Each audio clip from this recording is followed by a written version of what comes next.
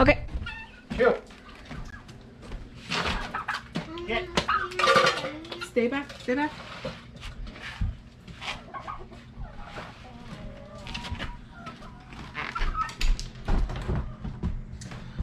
Oh.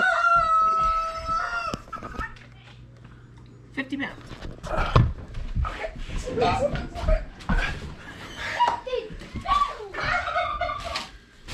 It's 57 pounds apiece.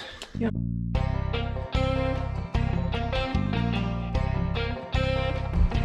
Good morning, everybody. Zach and Brandy here with Raise 'em Up Homestead, and we have been processing Bacon's meat yesterday. We spent all day yesterday, and we only got his legs done, so we still have to finish his torso. So here's what we're doing. We're already gonna head start on making sure we can use all of every bit of him. So I'll show you. So I have a few bones that I'm gonna put in the roaster. I wish I had a bandsaw to cut these up into smaller pieces, but I don't. So I'm gonna roast them as is and make stock. And then Zach has been cutting up the lard to make lard, just to render it down. And so he has only done a little bit. We still are gonna have a ton left over. So we're gonna render it down and store it. And if you live by us and you want some lard, hit us up, because we are gonna have a ton.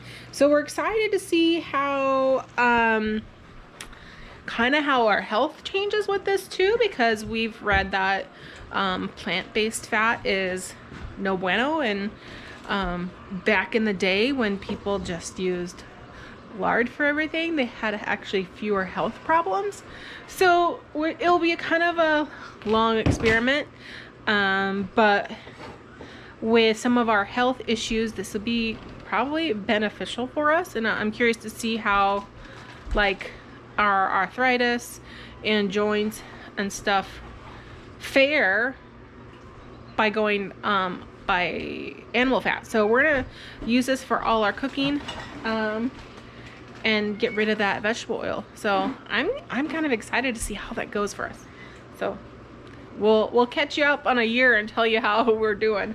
I was just saying it would probably have been smart if we were actually gonna plan this, is get some lab work done right now and then do it again in a year to see how it changes. But we didn't do that. So here's to better health, which is a major reason why we chose to do this, and so far is already paying off for us. Okay guys, so we're gonna set our oven to 425 and cook these for 30 minutes. Let's see, where's my timer?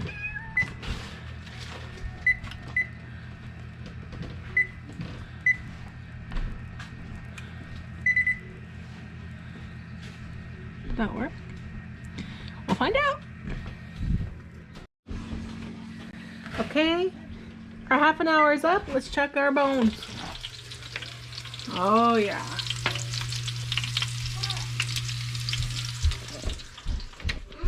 I'm gonna leave them in there for a minute.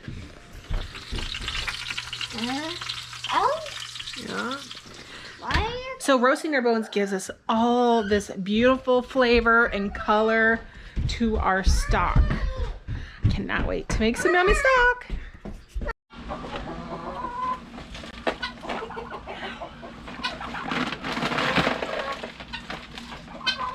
It might be wedged in there with ice too. Yeah, I think that's the bulk of the problem.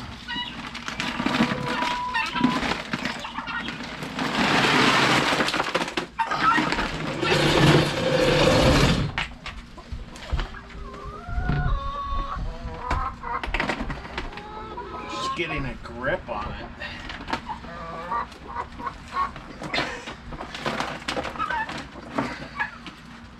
We need a meat hook.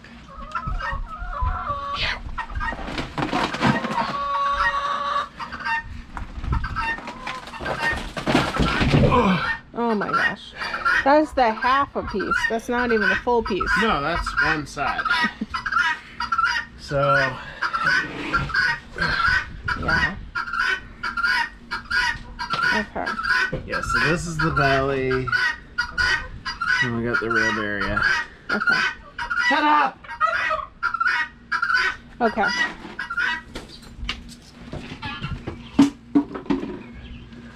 All right. So if we can then transfer that inside onto my table. Yeah. And then I'm gonna get the other one out because it'll be easier to carry from here, and then I'll take one to the counter. you're gonna fit that all on the counter? I think so. I think. Because this should be the same size for that.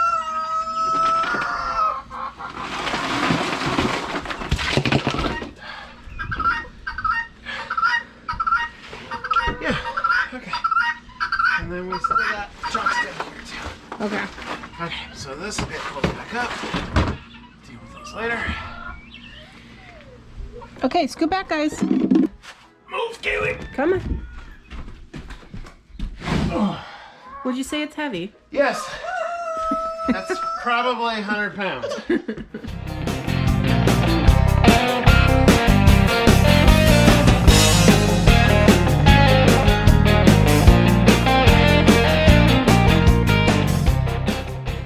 Okay, so since we are not fancy people and we don't have fancy tools, we hit a roadblock with their rib cage. And we got these metal blades for the hacksaw, and they worked fine, except for it's such a large piece of meat, and that is hard to get all the way through the bones. So let's see how our oscillating tool works.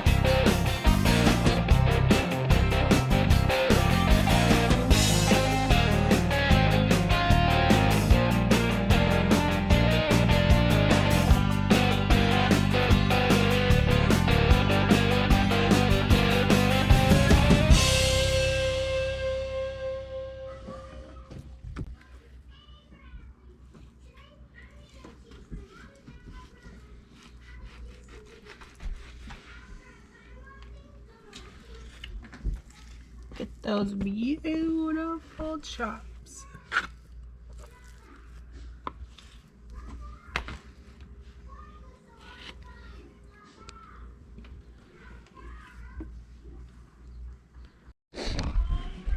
Okay, guys, I had to come on here again to show you the bacon.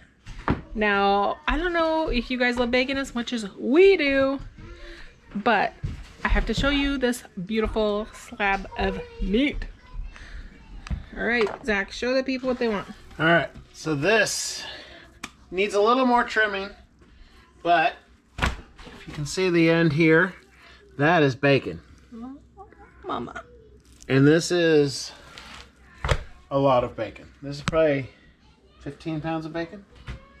10 to 15 pounds? Probably 10 to 15, yeah. So you cure it, smoke it, then we can slice it up and fry it. So we're gonna try, a lot of cured pork meat has sodium nitrate, right? Is that what we call it? Yes, Sodium? Yeah. sodium nitrate. So it's like if you see nitrate-free pork or whatever in the store, they did not use sodium nitrate. So we're gonna attempt to cure our pork with a more natural alternative. We're still figuring that out and how we are gonna go about it, but we're excited to see how it turns out. I mean, it can't be bad, right? Because that meat looks good enough just as it sits. So we are just now finishing up the last few bits of the pig. We have processed the meat, and we've bagged it up. We don't have any vacuum seal bags, so we put everything in Ziplocs. Gonna run to the store tomorrow so we can vacuum seal a lot of this. But we figured out we probably got easily 60 pounds just in lard off of him. And then we have all the scraps for sausage and all the amazing cuts. So if you do send your pig off to be butchered and you feel like you're getting gypped, think about the lard if you've asked for the lard back, because that could be a huge chunk of your weight. But I definitely appreciate a butcher after doing this, because it took Zach and I 2 full days to do this. And that's not including the actual like, butchering of him, just us processing the meat. And I'm not done yet. Yeah. We still have a lot of sausage trimmings to grind up. We have fat to render. So let me show you what we got going on while I'm doing this trimming. We've been roasting all the bones. Once they are roasted and cooled back off, I'm cutting them in half so that when we make stock, we can get all the good marrow and flavor out. And then this pot has a bunch of fat in it being rendered down to lard. And then this pot is full of lard. Different stages. And you can see this one's freshly put in. It's got a little pink color to it. This one has more of a brownish, grayish color. But this started off with just fat and about a 1/4 inch of water. Now we've got 6 inches of liquid fat inside this pot. And that's been cooking for what, 4 hours? Something like that, yeah. So it's probably going to take a couple days to get it all rendered down. And that's just the first set. We've got at least this much more fat waiting to go into pots. Yeah. It's a lot. Yeah, because I think you have this whole thing, and then there is 2 more bags? no, there's 3 more gallon-sized bags full of just lard. So it's there's so many things you don't realize what way, you're thinking, oh, I'm gonna get all this meat. And I mean, he was a big pig. We probably figured he was around 400 pounds. And so, once you take the carcass out and all the fat and the organs, what'd you say? The organs were like 100 pounds?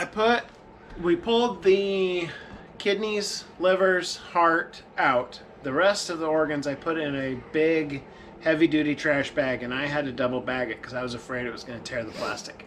It had to have been 75, 80 pounds, just the organs we were throwing away. And we drained the bladder, so that was just the other organs. So there's a lot of... They say you're supposed to get, it's about 57% of their live weight in meat. So at that, we should have about 200 to 250 pounds of meat, plus the lard, sitting here. And I think that's about right. Yeah. Biggest pork belly slabs I've ever seen. Yes, I cannot wait to come up with fun things. I think I would have gotten stuff done faster, but I was like, imagine, how am I going to cook this? What am I going to do? So, yeah. This was such a huge learning experience for us, and absolutely we'll do this again. Might even try and coerce friends to help us next time, so it doesn't take so long. In case you guys are wondering, like, knives, what we've been using for knives, let me show you. This is how Zach and I always work. We always have our favorite, and we try to convince the other person that our choice is the best choice.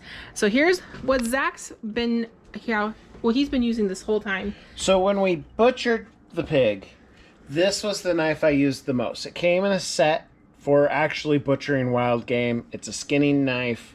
It's really good and comfortable, especially when your hands get greasy. It doesn't slip off out of your hand. I use this quite a bit because this is what I had. It is a fish fillet knife. It's very flexible. It works okay because it's sharp, but being flexible, it's not always the best knife. Brandy had purchased this knife, actually I think a little mistakenly, because it's meant to be an insulation knife. They had it at Lowe's. She saw it. She thought it would be good for doing this, so she bought it. Turns out it is very good for this. It's not as flexible as the fillet knife, but it's very sharp. So it does a very good job of cutting this stuff up. Yeah. And like so this is by Lennox. Like I said, it's insulation knife. It was like $17.98, I think. It's really comfortable. It didn't feel like it was gonna slip out of my hands at all. Because there were points when I was very greasy on my hands. And what is this, Fiskars? Yes, I think it's Fiskars. That's Fiskars It's a Kershaw. So it's a very cheap. I think I bought this at Bi-Mart for filleting fish. It's probably a $10 knife. It's not meant for butchering a pig. Yeah. None of these are actually meant for butchering a pig. This is meant for skinning a deer. So I think before we do our next one, I'm going to be investing in some actual butcher knives. Rather than using what we have, because they work, but I think it would go faster if we had better knives. I don't know. I'd probably still use that one because I really liked it. Yeah. I personally, like, my hands never cramped. It never slipped out. It was comfortable to use the whole time. So I think those are important because with a sharp knife, you definitely don't want it slipping out of your hands. And with as much cutting as we were doing, you definitely don't want your hand cramping up. Yes. So that was real popular. Now, if you're a knife person, I do not know if it is a full tang or half tang. What kind of tang it is? It is a full tang, the package said. And you can see when you look in the hole, it is a full tang knife. We've watched a few episodes of Forged in Fire. So thank you guys for watching.